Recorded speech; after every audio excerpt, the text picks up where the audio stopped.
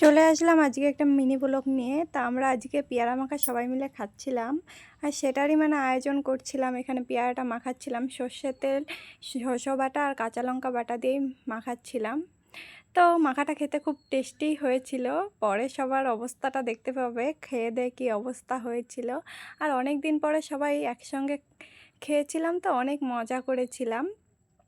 এরকম এখন অত একসঙ্গে সবাই হওয়া যায় না, সবার এখন বিভিন্ন কাজ থাকে, এখন বড় হয়ে গেছি। আগে যখন ছোট ছিলাম তখন আমরা অনেক কিছু করে বেড়াতাম, সারাদিন খেলে বেড়াতাম, সারাদিন এটা ওটা খাওয়া দাওয়া করতাম। কিন্তু এখন সেটা সময়ের অভাবে হয় না। কিন্তু ওই যখনই মানে সবার একটু সময় হয় তখনই আমরা এগুলো করি, তো বেশ মজাই লাগে। তো এখানে রাজেশ দা ছিল, আমার একটা বান্ধবী সোনালি ছিল, আর একটা দিদি ছিল। তো দিদিটাকে ভালোবেসে আমরা পান্ডুদা বলে তো আমরা এই কয়জনই ছিলাম। তো সবাই মিলেই বেশ মজা করছিলাম আর করছিলাম।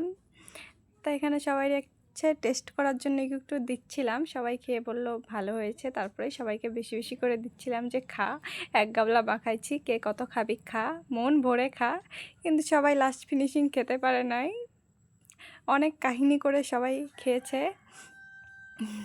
তো এখানে আমি একটু খেয়ে দেখছিলাম কেমন হয়েছে, বেশ ভালোই হয়েছে, কিন্তু মানে খুব ঝাঁঝ হয়েছে। আমি শস্য বেটেছি তো, আর শস্য বাটাতে এত ঝাঁঝ হয়েছে যে পুরো নাকের তলা জ্বলে যাচ্ছে, সবার জ্বলে যাচ্ছে। তাও সবাই খাচ্ছে, মানে অনেকটা মজা লাগছে। আর আমার যা রাগ, শস্যটা ওরকম হবে সেটা স্বাভাবিক। এই রিয়াকশানটা দেখলে বুঝতে পারবে যে কি করছে। খেয়ে কান্না করে দিছে, তাও খেয়েছে পরেও। তাও মানে ছাড়াছাড়ি নেই, খাইয়েই যাব, পুরো শেষ করব তারপরেই কথা।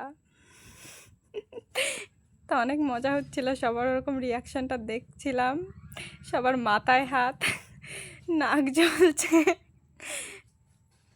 আরে এখন চলে গেল শিলে বাটবে, এত ঝাঁঝ আর খাওয়াই যাচ্ছে না, লাস্ট ফিনিশিংও শিলের কাছে চলে গেছে, শিল নোড়া দিয়ে বাটবে।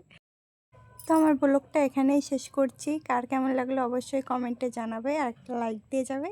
সবাইকে থ্যাংক ইউ সো মাচ।